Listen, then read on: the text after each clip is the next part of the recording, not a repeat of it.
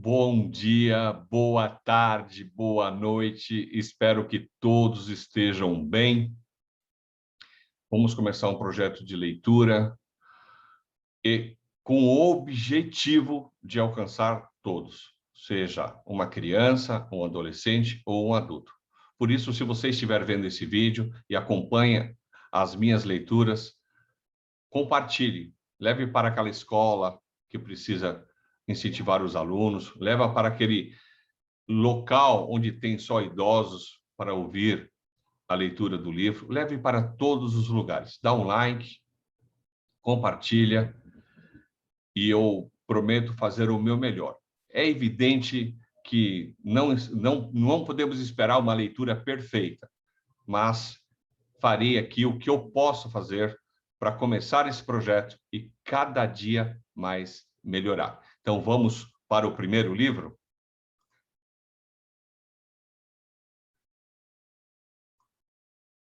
Olha isso. O primeiro livro será O Pequeno Príncipe. Quem já leu esse livro já sabe da maravilha que ele é. Então, logo na capa, se você vem a qualquer hora, nunca saberei a hora de preparar o coração. Muita filosofia, filosofia que nos engrandece. E já digo de início, não se trata, por mais que pareça, de um livro infantil. Trata-se de um livro de reflexão. Esse livro, com certeza, mudará a forma de você pensar sobre muitas coisas. Quem é o autor? O autor, ele é o Antoine de Saint-Exupéry. Ou melhor dizendo, Antoine de Saint-Exupéry. O Pequeno Príncipe.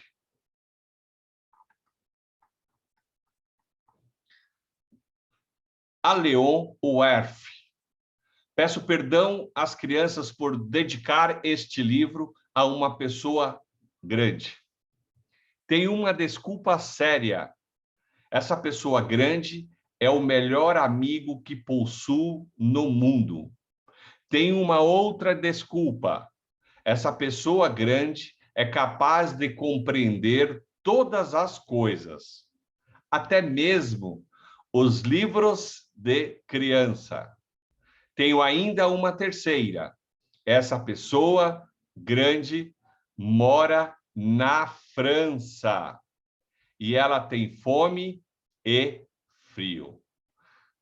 Observe que ele está direcionando o livro a uma pessoa grande, porque ele entende que as pessoas grandes não vão entender como uma pessoa pequena entenderia, como uma criança com espírito de criança entenderia. Essa pessoa, ela precisa de consolo. Se todas essas desculpas não bastam, eu dedico esse livro à criança que essa pessoa grande já foi. Todas as pessoas grandes foram um dia crianças. Que maravilha! Mas poucas se lembram disso. Corrijo, portanto, a dedicatória. A Léon Werth, quando ele era pequeno. Só a introdução é fantástica. Primeiro, certa vez, quando tinha 6 anos, vi num livro sobre a Floresta Virgem, histórias vividas. Uma imponente gravura. Representava ela uma jiboia que engolia uma fera. Eis a cópia do desenho. Dizia o livro, as jiboias engolem, sem mastigar, a presa inteira. Em seguida, não podem mover-se e dormem os 6 meses da digestão. Refleti muito, então, sobre as aventuras da selva e fiz, com lápis de cor, o meu primeiro desenho. Meu desenho número 1 era assim. Olha a imagem, magnífica. Mostrei minha obra-prima às pessoas grandes e perguntei se o meu desenho lhes fazia medo. Responderam-me: por que é que um chapéu faria medo? Meu desenho não representava um chapéu. Representava uma jiboia digerindo um elefante. Desenhei, então, o interior da jiboia, a fim de que as pessoas grandes pudessem compreender. Elas, então, elas têm sempre necessidade de explicações. Meu desenho número 2 era assim. Olha que fantástico. As pessoas grandes aconselharam-me deixar de lado os desenhos de jiboias abertas ou fechadas e dedicar-me de preferência à geografia, à história, ao cálculo, à gramática. Foi assim que abandonei, aos 6 anos, uma esplêndida carreira de pintor. Eu fora desencorajado pelo insucesso do meu desenho número 1 e do meu desenho número 2.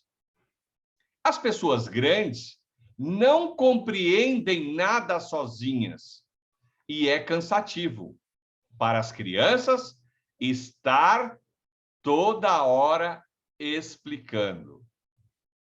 Tive, pois, de escolher uma outra profissão e aprendi a pilotar aviões. Voei, por assim dizer, por todo o mundo. E a geografia, é claro, me serviu muito. Sabia distinguir, num relance, a China e o Arizona. É muito útil quando se está perdido na noite.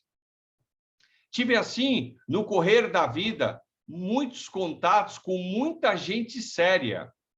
Vivi muito no meio das pessoas grandes. Vi-as muito de perto.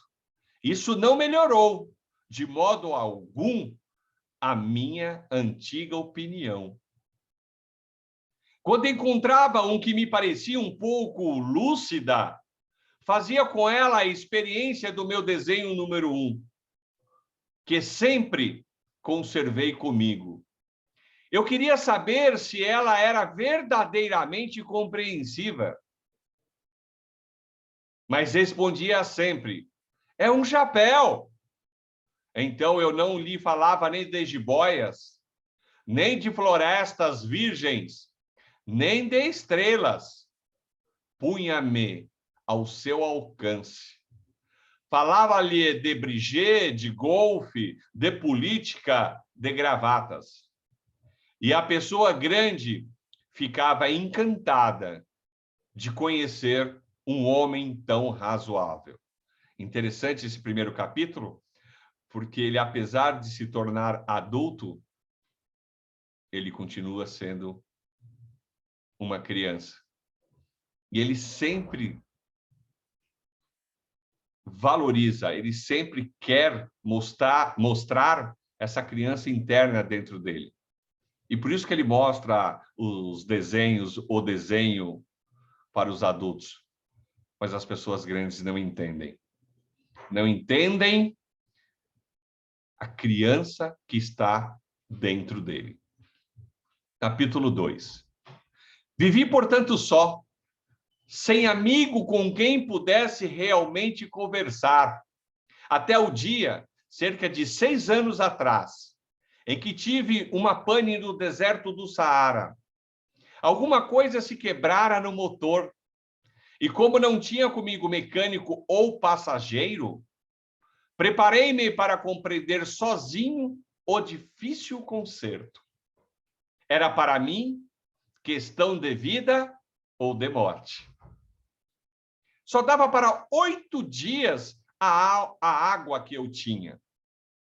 Na primeira noite, adormeci, pois sobre a areia, a milhas e milhas de qualquer terra habitada. Estava mais isolado que um náufrago numa tábua, perdido no meio do mar. Imaginem, então, a minha surpresa quando, ao despertar do dia, uma vozinha estranha me acordou, dizia: por favor, desenha-me um carneiro, hein? Desenha-me um carneiro. Pus-me de pé, como atingido por um raio. Esfreguei os olhos, olhei bem e vi um pedacinho de gente inteiramente extraordinário, que me considerava com gravidade. Eis o melhor retrato que, mais tarde, consegui fazer dele. Está aí o Pequeno Príncipe. Meu desenho é seguramente muito menos sedutor que o modelo. Não tenho culpa. Fora desencorajado aos 6 anos da minha carreira de pintor e só aprender a desenhar jiboias abertas e fechadas. Olhava, pois, essa aparição com olhos redondos de espanto. Não esqueçam que eu me achava a 1000 milhas de qualquer terra habitada. Ora, o meu homenzinho não me parecia nem perdido, nem morto de fadiga, nem morto de fome, nem de sede ou de medo. Não tinha absolutamente a aparência de uma criança perdida no deserto, a 1000 milhas da região habitada. Quando pude, enfim, articular palavra, perguntei-lhe: mas que fazes aqui? E ele repetiu-me então, brandamente, com uma coisa muito séria: por favor, desenha-me um carneiro. Quando o mistério é muito impressionante, a gente não ousa desobedecer. Por mais absurdo que aquilo me parecesse, a 1000 milhas de todos os lugares habitados e em perigo de morte, tirei do bolso uma folha de papel e uma caneta. Mas lembrei-me, então, que eu havia estudado de preferência geografia, história, cálculo e gramática, e disse ao garoto, com um pouco de mau humor, que eu não sabia desenhar. Respondeu-me: não tem importância. Desenha-me um carneiro. Como jamais houvesse desenhado um carneiro, refiz para ele um dos 2 únicos desenhos que sabia, o da jiboia fechada, e fiquei estupefato de ouvir o garoto replicar: não, não, eu não quero um elefante numa jiboia. A jiboia é perigosa e o elefante toma muito espaço. Tudo é pequeno onde eu moro. Preciso é de um carneiro. Desenha-me um carneiro? Então eu desenhei. Olhou atentamente e disse: não! Esse já está muito doente. Desenha outro. Desenhei de novo. Meu amigo sorriu com indulgência. Bem vês, isto não é um carneiro, é um bode. Olha os chifres. Fiz mais uma vez o desenho.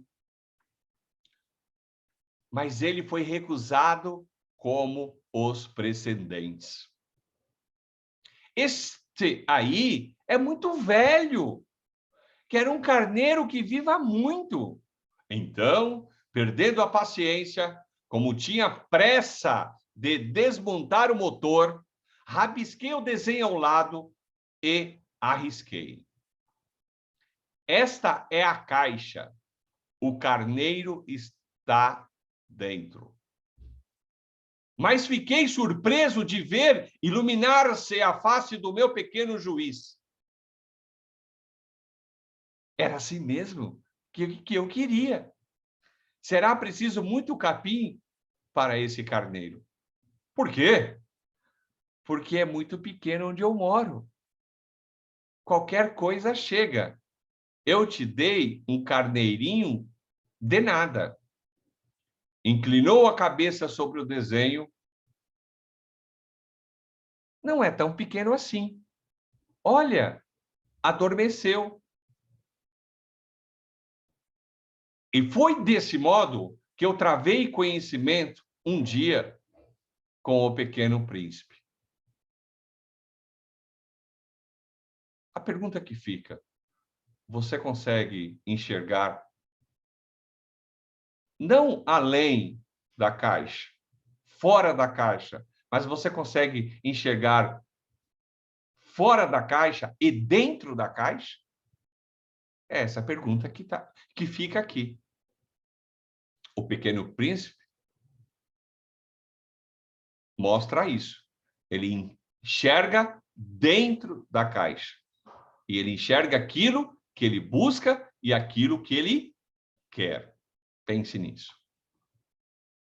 Terceiro, levei muito tempo para compreender de onde viera. O príncipezinho, que me fazia milhares de perguntas, não parecia sequer escutar as minhas palavras pronunciadas ao acaso e que foram, pouco a pouco, revelando tudo. Assim, quando viu pela primeira vez meu avião, não vou desenhá-lo aqui, é muito complicado para mim, perguntou-me bruscamente: que coisa é aquela?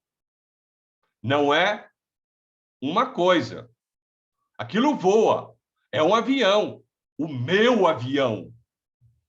Eu estava orgulhoso de lhe comunicar que eu voava. Então ele exclamou: como? Tu caísses do céu? Sim, disse eu modestamente. Ah, como é engraçado. E o príncipezinho deu uma bela risada que me irritou profundamente.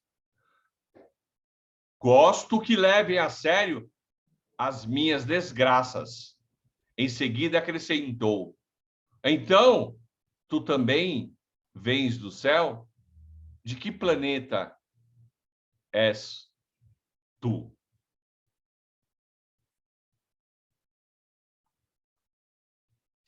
Vislumbrei um clarão no mistério da sua presença e interroguei bruscamente: tu vens então de outro planeta?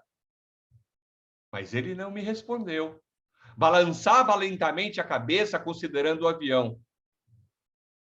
É verdade que nisto aí não podes ter vindo de longe. Mergulhou então num pensamento que durou muito tempo. Depois, tirando do bolso o meu carneiro, ficou contemplando o seu tesouro. Poderão imaginar que eu ficara intrigado com aquela semi-confidência sobre os outros planetas. Esforcei-me, então, por saber mais um pouco. De onde vens, meu bem?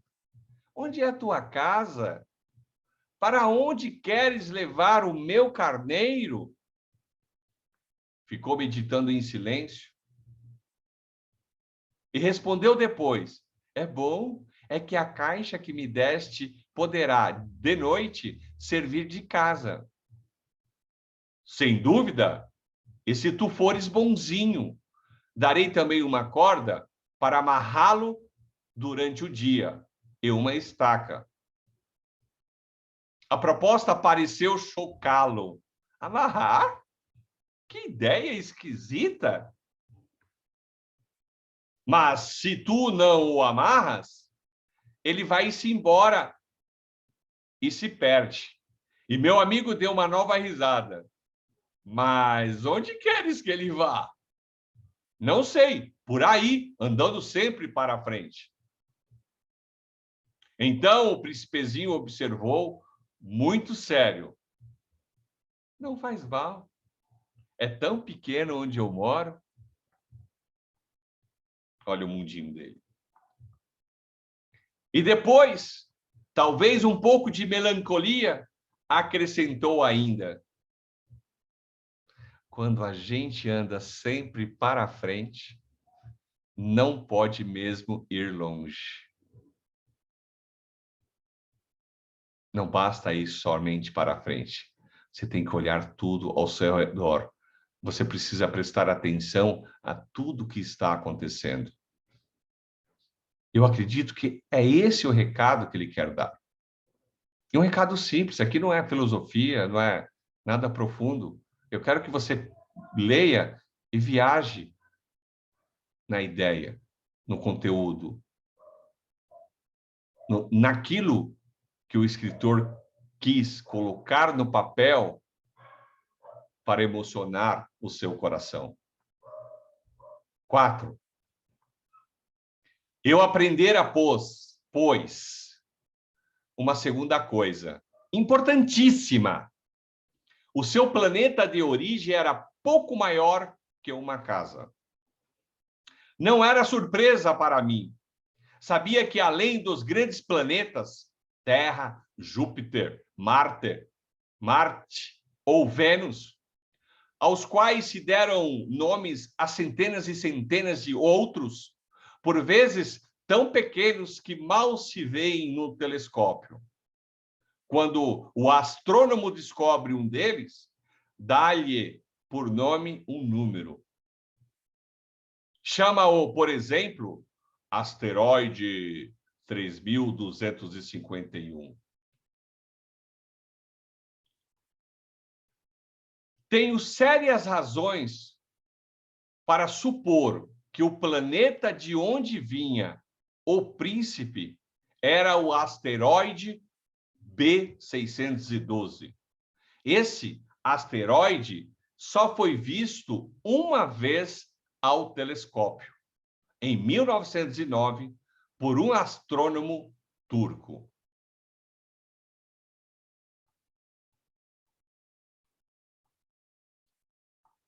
Ele fizera, na época, uma grande demonstração da sua descoberta no Congresso Internacional de Astronomia. Mas ninguém lhe dera crédito por causa das roupas que usava. As pessoas grandes são assim. Felizmente, para a reputação do asteroide B612, um ditador turco obrigou o povo, sob pena de morte, a vestir-se à moda europeia. O astrônomo repetiu sua demonstração em 1920, numa elegante casaca. Então, dessa vez, todo mundo se convenceu.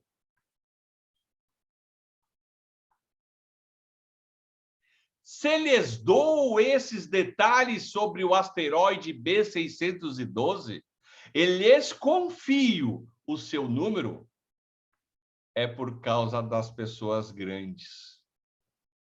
As pessoas grandes adoram os números. Olha que parágrafo maravilhoso.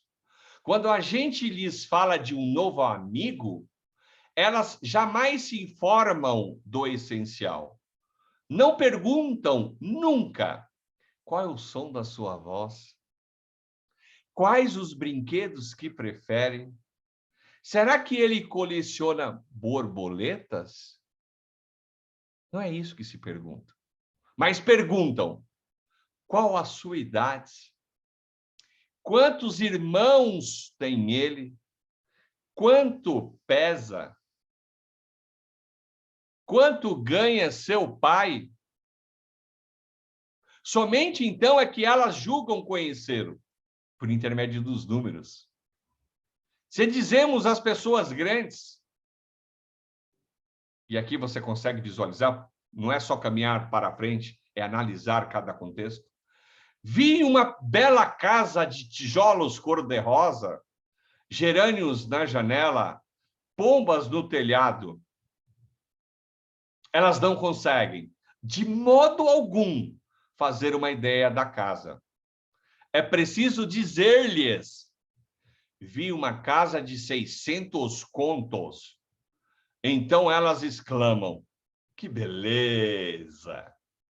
Assim, se a gente lhes disser a prova de que o príncipezinho existia é que ele era encantador, que ele ria e que ele queria um carneiro, quando alguém quer um carneiro, olha que fantástico, é porque existe.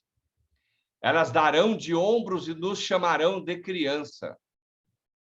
Mas se dissermos, o planeta de onde ele vinha é o asteroide B612, ficarão inteiramente convencidas e não amolarão com perguntas. As pessoas grandes, elas são assim mesmo. É preciso não lhes querer mal por isso, em nenhuma hipótese. As crianças devem ser muito indulgentes com as pessoas grandes. Tem que ter paciência com as pessoas grandes. Mas nós que compreendemos a vida, nós quem? Nós crianças, ou as crianças que estão dentro de vocês, nós não ligamos aos números. Gostaria de ter começado essa história à moda dos contos de fada. Teria gostado de dizer: era uma vez um pequeno príncipe que habitava um planeta pouco maior que ele e que tinha necessidade de um amigo. Para aqueles que compreendem a vida, isto pareceria, sem dúvida, muito mais verdadeiro. Por que eu não gosto que leiam meu livro levianamente, melhor dizendo? Então, temos que ler com profundidade, com carinho, com amor. O próprio escritor pede isso. Dá-me tanta tristeza narrar essas lembranças. Faz já 6 anos que meu amigo se foi com seu carneiro. Se tento descrevê-lo aqui, é justamente porque não o quero esquecer. É triste esquecer um amigo. Nem todo mundo tem amigos, isso é verdade. E eu corro o risco de ficar com as pessoas grandes, que só se interessam por números. Verdade. Foi por causa disso que comprei uma caixa de tintas e alguns lápis também. É duro pôr-se a desenhar na minha idade, quando nunca se fez outra tentativa, além das jiboias fechadas e abertas dos longínquos 6 anos. Experimentarei, claro, fazer os retratos mais parecidos que puder, mas não tenho muita esperança de conseguir. Um desenho parece passável, outro já é inteiramente diverso. Engano-me também no tamanho.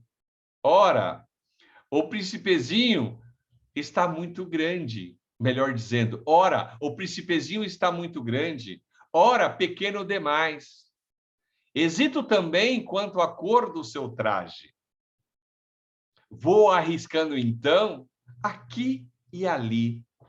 Enganar-me-ei, provavelmente, em detalhes dos mais importantes. Mas é preciso desculpar. Meu amigo nunca dava explicações. Julgava-me talvez semelhante a ele, mas, infelizmente, não sei ver carneiros através de caixa. Sou um pouco como as pessoas grandes. Acho que envelheci. Vou finalizar a primeira parte, ou melhor, finalizo a primeira parte no capítulo 5. A segunda parte, logo gravarei e colocarei aqui para todos continuarem a leitura. Não esqueça de dar um like, não esqueça de compartilhar. Aqui o intuito é didático, o intuito é levar leitura para aquelas pessoas que tanto necessitam. Faça o seu avôzinho ler, faça uma criança ler, acompanhe com ela. Isso muda as pessoas. Um grande abraço, fique com Deus.